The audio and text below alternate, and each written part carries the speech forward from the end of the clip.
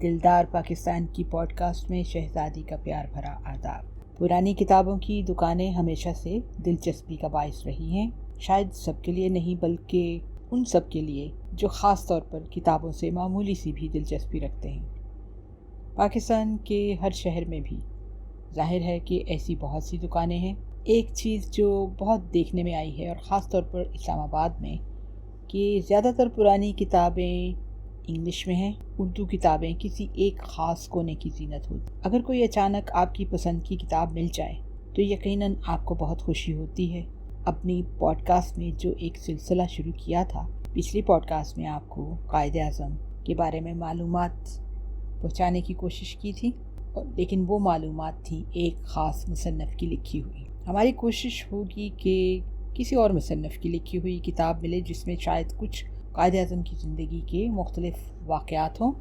पाकिस्तान की तरह अगर एक सयाह इंटरनेट पर ढूंढना शुरू करे, सपोज़ कीजिए कि वो लंदन में हो, कि पुरानी किताबें लंदन में कहाँ मिल सकती हैं, तो आपको शायद कॉवेंट गार्डन या सेसल स्क्वायर जो है उसका नाम मिलेगा, उसका हवाला मिलेगा। और वाकई में वहाँ पर जो चंद दुकानें हैं उनके पास बहुत बढ़िया ज़ख़ीरा है। और पहली दफ़ा ये भी देखने में आया जब ब्राइटन जाने का मौका मिला कि एक दुकान पर एक बहुत ही महंगी तरीन किताब देखी, तो सवाल किए बगैर रहा ना गया। उनके पास सिर्फ किताबों का फर्स्ट एडिशन मौजूद था और हमने सोचा क्योंकि इस किताब पर फिल्म भी बन चुकी है, लिहाजा ये वजह भी हो सकती है। तो पता चला कि दूसरी वजह बिल्कुल वैलिड है, लेकिन असली वजह ये है कि ये बिल्कुल वो पहला एडिशन है जब किताब पहली मर्तबा छपी और मार्केट में लाई गई।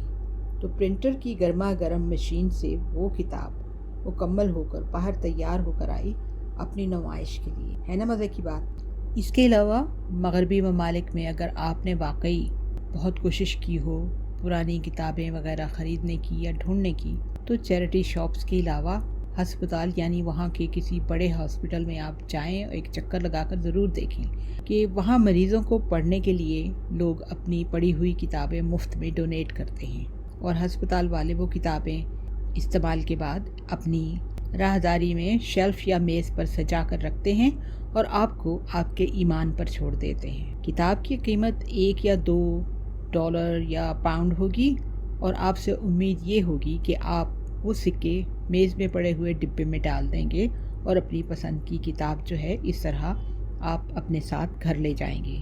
एक दफ़ा तो और भी हैरानी हुई, लंदन के एक इलाके में बहुत बड़ी सुपरमार्केट जो कि बहुत आम है, लेकिन उस पर्टिकुलर ब्रांच में देखा कि उन्होंने कुछ किताबें बहुत ही सस्ती वहाँ पर रखी हुई थी ताकि जो लोग आए हैं सब्ज़ी अपना जो ग्रोसरी वगैरह ख़रीदने, उनको वो जो किताबें देखें और वो अपनी डोनेशन देकर तो वो किताबें ख़रीद।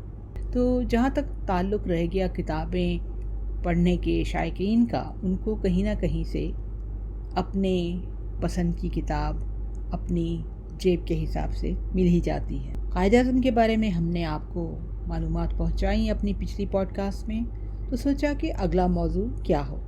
तो अचानक इमरान खान की लिखी हुई किताब मैं और मेरा पाकिस्तान नज़र आई।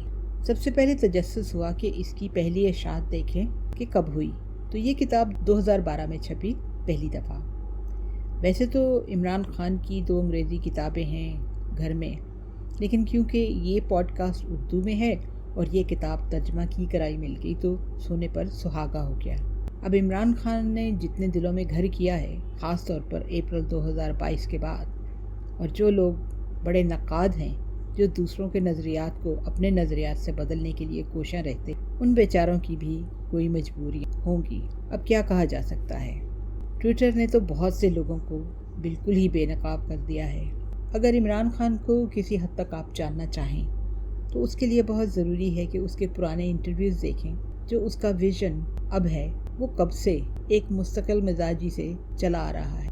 इस किस्म की मुस्तकिल मिजाजी हमारे सियासतदानों में तो अक्सर पाई नहीं, लेकिन प्रोपेगेंडा में बहुत माहिर हैं। किसी को जांचने के लिए किसी हद तक आप अपने इर्द गिर्द देखें, आपको खुद भी ऐसे तजुर्बे होंगे कि कुछ लोग आपकी हर कही हुई बात को एक नया रंग देकर फैलाते हैं, हालांकि वो अपने आप को आपका दोस्त कहते हैं। सच्चा दोस्त मिलना एक नायाब हादसा है, کیونکہ جس کو آپ دوست سمجھتے ہیں یا سمجھتے تھے اس میں بھی آپ کو کبھی نہ کہیں بغض اور حسد آپ کے لیے چھپا ہوا ملے، خاص طور پر اگر آپ کے کچھ اصول ہیں جو کہ آپ کو بچپن کی تربیت سے ملے یا آپ کی شخصیت میں شامل ہیں جو دوسروں کو متاثر کرتی ہے۔ جتنا میں نے عمران خان کو آبزرو کیا ہے، ویسے تو میری 2-3 دفعہ ملاقات بھی ہوئی، یعنی ایسی ملاقات جو 1 on 1 تو خیر نہیں کہی جا سکتی بلکہ ایک ہجوم میں۔ ورلڈ کپ کے وقت بس ایک ہیلو ہوئی اور پھر دلدار بھائی کے جانے پر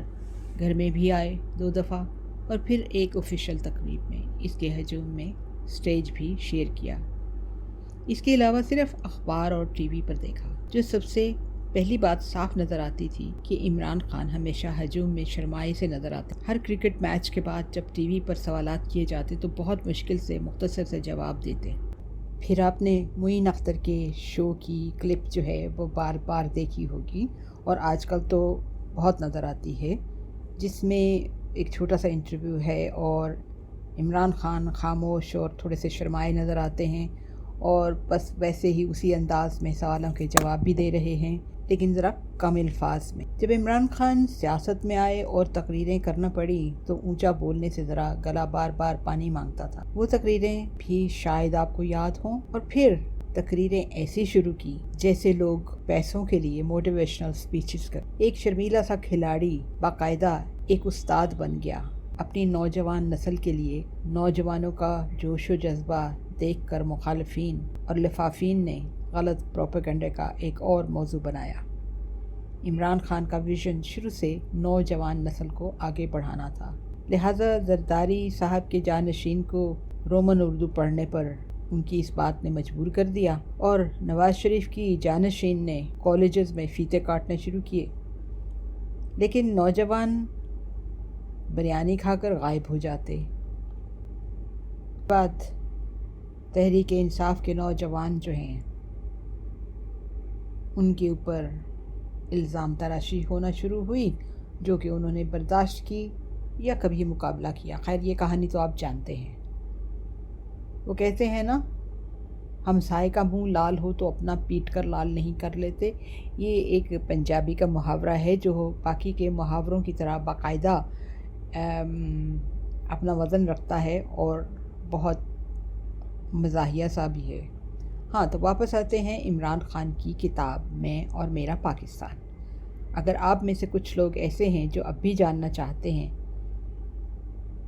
کہ عمران خان کون ہے، کیسا ہے، یا اس کا سوچنے کا انداز کیسا ہے اور یہ کیا فینومینا ہے، because he is a phenomena. آپ کو ویسے تو ابھی بہت سے لوگ ملیں گے جو ہر سیاستدان کو ایک ہی سیاہی سے لکھتے ہیں، لکھے بغیر۔ 2012 کی یہ کتاب آپ کو 10-11 سال پہلے کے عمران خان کی سوچ کی جھلک دکھائے گی۔ آپ نے ہارون رشید سے موقع بموقع اپنی دوستی کا ذکر کرتے ہوئے سنا ہوگا۔ ہارون رشید نے کتاب کے شروع میں اپنے خیالات لکھے ہیں۔ ہمارے معاشرے کو ہارون رشید جیسے لوگوں کی بہت ضرورت ہے، جو اپنی زندگی کے تجربات، اپنے مطالعے اور خیالات ہمیشہ ایک دلچسپ انداز میں سناتے ہیں۔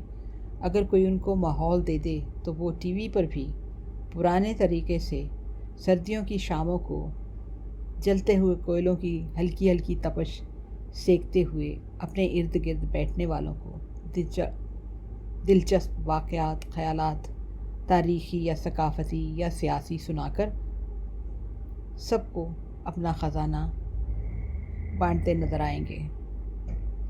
لہٰذا ہم نے سوچا کہ اپنی جو اگلی پوڈ کاسٹ ہے ہم آپ سب کے لیے لے کر آئیں گے عمران خان کی کتاب سے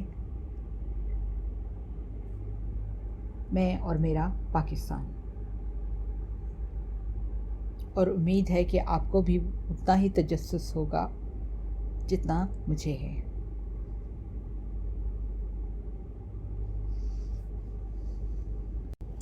آخر میں علامہ اقبال کے کچھ اشعار: قوم گویا جسم ہے، افراد ہیں اعضائے قوم، منزل سنت کے رہ پیما ہیں دست و پائے قوم، محفل نظم حکومت چہرہ زیبائے قوم، شاعر رنگین نوا ہے دیدائے بینائے قوم، مبتلائے درد کوئی عضو ہو روتی ہے آنکھ، کس قدر ہمدرد سارے جسم کی ہوتی ہے آنکھ۔